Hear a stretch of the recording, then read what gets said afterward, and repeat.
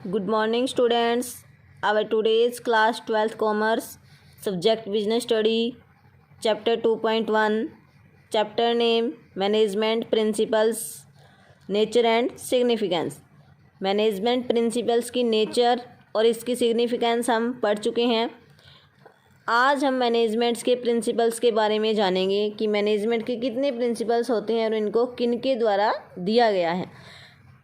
तो जो विशेष हमारे प्रबंध विशेषज्ञ थे, उन्होंने अपने अपने ऑब्जर्वेशन और रिसर्चेस के आधार पर अलग अलग सिद्धांत बनाए, लेकिन मैनेजमेंट में सबसे प्रसिद्ध जो उद्योगपति थे हेनरी फयोल, उन्होंने अपनी जो पुस्तक थी जर्नल एंड इंडस्ट्रियल मैनेजमेंट, उसमें मैनेजमेंट के 14 प्रिंसिपल का वर्णन किया है।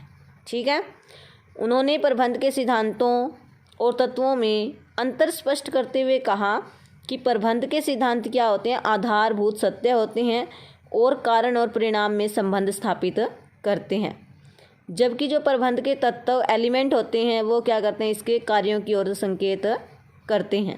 ठीक है, हेनरी फयोल ने हमें मुख्य रूप से 14 सिद्धांत दिए हैं। उन्हीं 14 सिद्धांतों के बारे में हम पढ़ेंगे। तो सबसे पहला हेनरी फयोल द्वारा कौन सा सिद्धांत दिया गया है, डिवीज़न ऑफ वर्क, कार्य विभाजन। फयोल का ये सिद्धांत हमें बताता है कि ऑर्गेनाइजेशन में जितने भी काम हैं, टोटल जो काम है उसको हमें विभिन्न भागों में बांट देना चाहिए और बांटने के बाद प्रत्येक व्यक्ति को उसकी योग्यता एवं रुचि के अनुसार ही कार्य दिया जाना चाहिए। ठीक है, यानी कि प्रत्येक व्यक्ति को काम का एक छोटा हिस्सा दिया जाना चाहिए, जिससे क्या करेगा, वो उस काम का विशेषज्ञ, उसमें स्पेशलिस्ट बन जाएगा और उस काम को करने में स्पेशलाइजेशन प्राप्त कर लेगा। फॉर एग्जाम्पल, एक फर्नीचर निर्माता है, मान लो हमें 100 लेक्चर स्टैंड तैयार करने हैं, तो उसके पास ओनली 5 कारीगर हैं। तो उसके पास 2 तरीके हो सकते हैं 100 लेक्चर स्टैंड को तैयार करने के। पहला क्या कि 20 लेक्चर स्टैंड तैयार करने के लिए देना, प्रत्येक कारीगर को क्या देंगे, हम 20 लेक्चर स्टैंड देंगे, जिससे कि 20 गुना 5 100 लेक्चर स्टैंड हमारे तैयार हो जाएंगे। दूसरा तरीका क्या है कि लेक्चर स्टैंड के विभिन्न भाग जैसे legs, top board, centre support, assembling, polishing, 5 कारीगरों में इस काम से डिवाइड करना कि एक कारीगर पूरे 100 लेक्चर स्टैंड के लिए काम करे। यानी कि एक कारीगर को हम बोलेंगे कि वो लेग्स तैयार करने का काम करेगा, दूसरा टॉप बोर्ड तैयार करेगा, तीसरा सेंटर बोर्ड। यानी कि प्रत्येक कारीगर 100 लेक्चर स्टैंडों के लिए मेन उसके हिस्से में जो काम आया उसी काम को करेगा। ठीक है, तो इससे क्या हो जाएगा, कार्य का विभाजन हो जाएगा। वो व्यक्ति जो है उस काम को करने में एक्सपर्ट हो जाएगा और बहुत कम समय में उस काम को कर देगा, तो जिससे क्या है, उसको स्पेशलाइजेशन के लाभ किसको मिलेंगे, ऑर्गेनाइजेशन को मिलेंगे। सेकंड जो हमारा प्रिंसिपल है वो है हमारे पास अधिकार एवं उत्तरदायित्व, अथॉरिटी एंड रिस्पॉन्सिबिलिटी। इस सिद्धांत में अधिकार और उत्तरदायित्व क्या है, साथ साथ चलते हैं।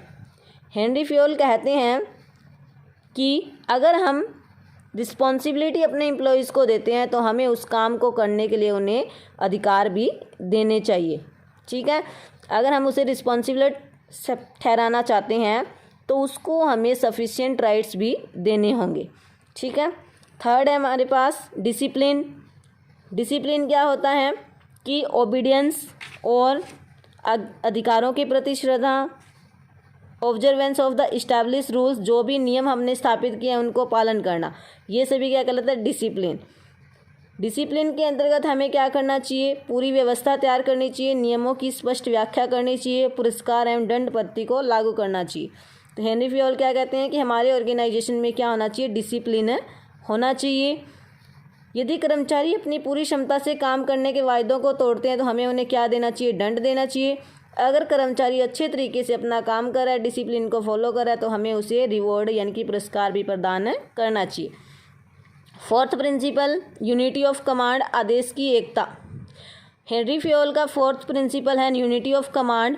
इसके अकॉर्डिंग हेनरी फयोल हमें कहते हैं कि एक अधिकारी को क्या है, एक ही एम्प्लॉय को संदेश वो देना चाहिए, कमांड देनी चाहिए। यानी कि एक कर्मचारी को आदेश किससे मिलना चाहिए, ओनली एक ही जो उसका बॉस है उससे आदेश मिलना चाहिए। अगर उसे एक से अधिक व्यक्तियों से आदेश मिलेंगे तो वो समझ नहीं पाएगा कि वो पहले किस व्यक्ति का काम करे। ठीक है, जैसे कि हमें डायग्राम दिखाया हुआ है। राइट अप्रोच क्या है हेनरी फ्योल के अकॉर्डिंग कि M1 मैनेजर है, वो S1, S2 और S3 को ही क्या दे रहा है, आदेश दे रहा है। रॉन्ग अप्रोच क्या है, M1 और M2 दो मैनेजर है, दोनों ही S1, S2 और S3 को आदेश दे रहे हैं। तो ये S1, S2 और S3 पजल हो जाएंगे कि ये कौन से मैनेजर का काम पहले करे। लेकिन यहाँ क्या है, स्पष्ट है कि ओनली M1 से आदेश मिल रहा है, तो हमें M1 का ही आदेश जो है मानना है। अगला है हमारे पास यूनिटी ऑफ डायरेक्शन, निर्देश की एकता। निर्देश की एकता हमें क्या कहती है कि जो एक जैसी क्रियाएं हैं जिनका एक समान उद्देश्य है, वो क्या होनी चाहिए, एक ही अध्यक्ष के अंडर में पूरी होनी चाहिए।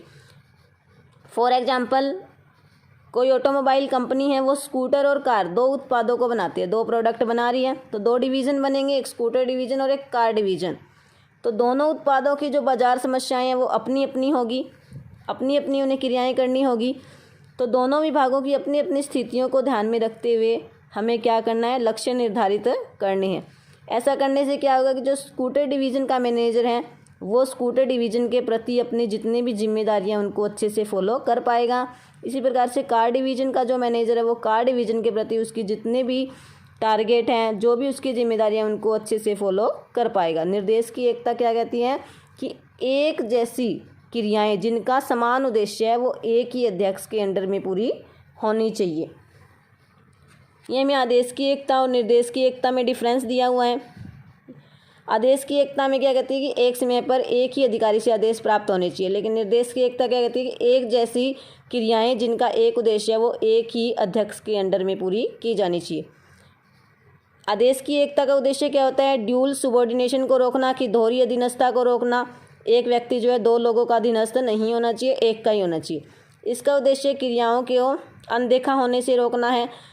जैसे कि अलग अलग हम डिवीज़न बनाएंगे तो एक डिवीज़न की क्रियाओं को एक ही मैनेजर देखेगा, जिससे जो है क्रियाएं, जो ज़रूरी क्रियाएं हैं वो हमारी होने से बच नहीं पाएगी। यानी कि जो क्रियाएं ज़रूरी नहीं हैं उनको हम स्किप कर सकते हैं और ज़रूरी क्रियाओं पे हम अच्छे से ध्यान दे सकते हैं। इसमें कर्मचारी व्यक्तिगत रूप से प्रभावित होते हैं और इसमें क्या होता है, पूरा संगठन प्रभावित होता है। 6 हमारा प्रिंसिपल है व्यक्तिगत हित सामान्य हित के अधीन, subordination of individual interest to general interest.